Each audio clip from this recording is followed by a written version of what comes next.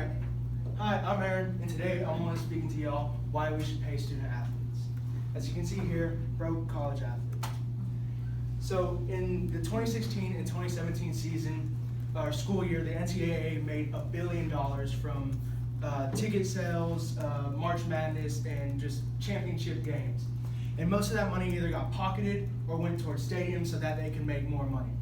But not a single athlete made 1 cent from that $1 billion. And this problem doesn't just affect one sport or 10 athletes or whatever. The NCAA states that they have 460,000 athletes over 24 sports. So there are 460,000 people that are working and not getting paid for any of that. So I'm gonna play this little video right here.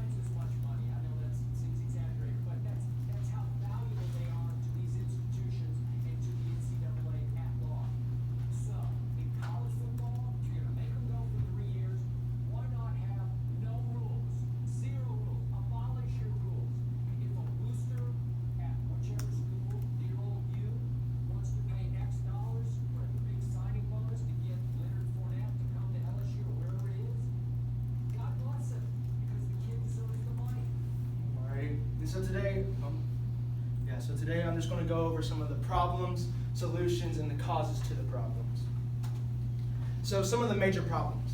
Problem one, the NCAA makes billions of dollars a year, but none of the athletes get to take home any of that. Luis Barbish states that the NCAA has become a monopoly like Standard Oil, IBM, and the central tenet of the NCAA's dominance is the unpaid student athletes. And so they're working all these crazy hours, practicing, making all this money for the schools and stuff, but they aren't getting any compensation for that. Problem two, student athletes are putting their bodies at risk, getting injuries that could potentially end their careers.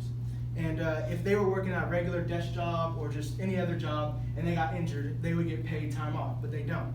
And then problem three, a lot of athletes aren't able to take full advantage of their education when they're there. Richard Sherman states that you get out of practice at 7:30 and you have a test the next day. You're dead tired and you still have to study just as hard as everyone else. And this is a big problem for student athletes. They don't know how to manage their time well. They're either practicing or studying, and sometimes they miss class for games and stuff like that. And so the possible causes to these problems. Cause one, the NCAA is making money off of athletes by selling games, jerseys, autographed pictures, and tickets. And this jersey my dad got, it was $135. It's a Kyler Murray jersey, but Kyler Murray didn't see a single cent of that $135. And Ed O'Bannon, former NCAA basketball player, states that the players are entitled to the share of millions of dollars the NCAA earns from video games and other products that use their names, images, and likeness. Cause number two, student athletes practice hard and play hard, and sometimes have career-ending injuries. And these injuries can potentially get their scholarships taken away. And then cause number three, schools give out scholarships but don't tell the students the type of work that comes with it, how much they're going to be spending at practice and how much they're going to be spending on school. And they don't, sometimes they don't get a full education. Some schools have even gone to the extent of creating paper classes, which were fake classes that inflated student athletes' GPAs to keep them on the field.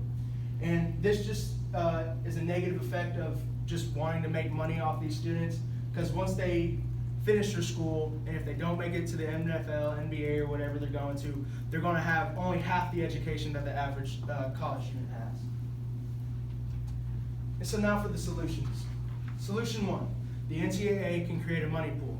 In the money pool, it would depend on how much the sport earns. So say football made $10 million, those athletes would get paid more than tennis that made, say, $1 million a year. But both these sports are both making money since they are bringing in some sort of revenue to the school and the NCAA, so everybody's getting paid. So solution two, the school should provide some type of way to keep students in schools after the athletic scholarship is taken away.